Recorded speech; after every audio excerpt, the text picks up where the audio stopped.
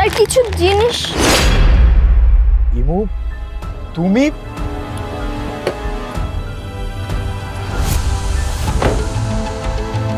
তোমার এই অবস্থা কেন? আমি তো বিশ্বাসই করতে পারতেছি না। আমাদের ডিভোর্সের 3 বছর পর তোমার সাথে আমার দেখা হলো।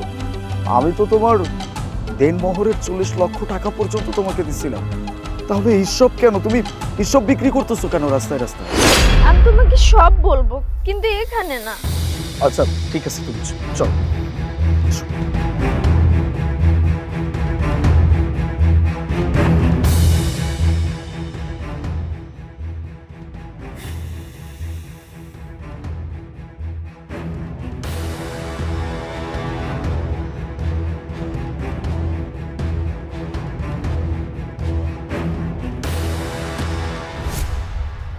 আসো।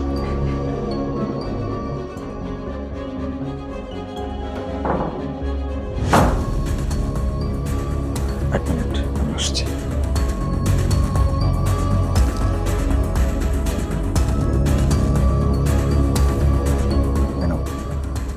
শাওয়ার নিয়ে চেঞ্জ করে ফেলো।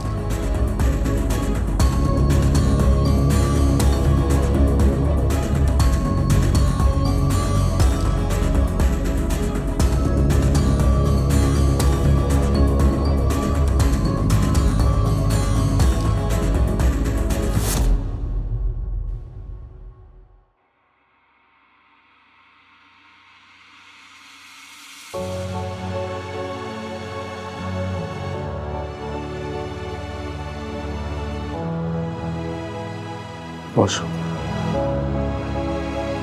তোমার জন্য খাবারের ব্যবস্থা করব? না। আচ্ছা, আমাকে এখন খুলে বলো তো যে কি হয়েছে। ডিভোর্সের পরে তো তোমার দেনমোহরের 40 লাখ টাকা আমি তোমাকে দিয়ে দিচ্ছিলাম, তাহলে এমন কেন? তুমি রাস্তায় রাস্তায় এসব কিছু বিক্রি করে চলতেছো। আমি কিছু বুঝতেছি না। আমি না তোমাকে কোনোদিন ডিভোর্স দিতে চাইনি। তোমার সাথে আমার ছোট ছোট কিছু বিষয় নিয়ে ঝগড়া হইতো, আমি সেটা আমার মাকে জানাইতাম, আমার ভাইও জানতো। ওরা সব সময় বলতো তোমাকে ছেড়ে দিতে, তোমার সাথে না থাকতে। তুমি আমার যোগ্য না, সব সময় এগুলো বলতো। কানের কাছে এগুলো শুনতে শুনতে আমি এক পর্যায়ে ডিসিশন নিয়ে ফেলছি যে হ্যাঁ, আমি তোমাকে ডিভোর্স দিব।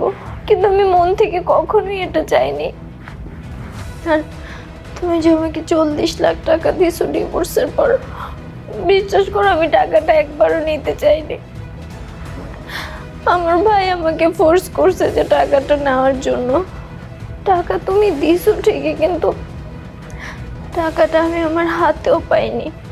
আমার ভাই বলল এতগুলো টাকা দিয়ে চল একটা বাড়ি কিনি।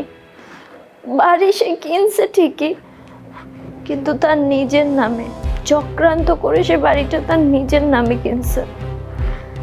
বাড়ি কেনার কিছুদিন পরে আমার ভাইকে বিয়ে করাই। আমার ভাবি আসে।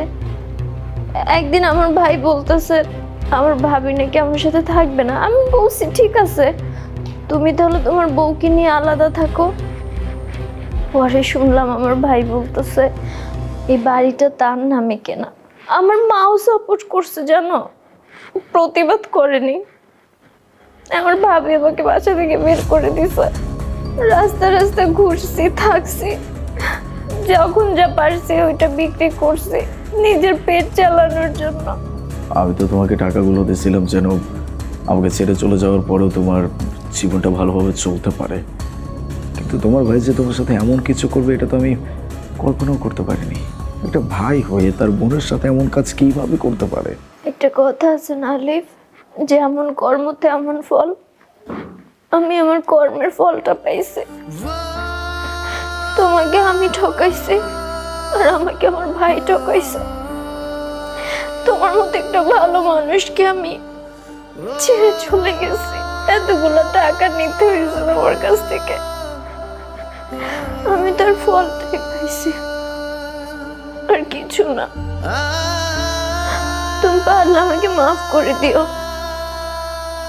যাই হোক, আমার যেতে হবে।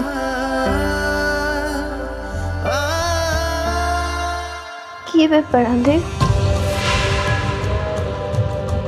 এত বছর হয়ে গেছে, ডিভোর্স হয়ে গেছে, তুমি এখনো আমাদের ছবিটা রেখে দিছো কেন?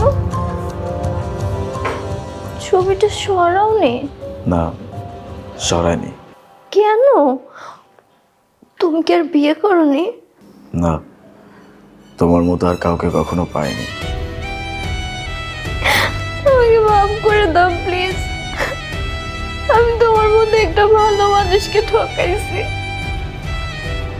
আল্লাহ আমাকে ক্ষমা করবে না, প্লিজ আমাকে ক্ষমা করো। ঠিক আছে, আমি তোমাকে ক্ষমা করতে পারি, কিন্তু একটা শর্তে। তোমার সব শর্ত আমি মানবো বন্ধু। আমাকে আবার বিয়ে করতে হবে, আমার সাথে সারা জীবন থাকতে হবে। তোমার মতো মানুষকে একবার না, আমি শত কোটিবার বিয়ে করবো।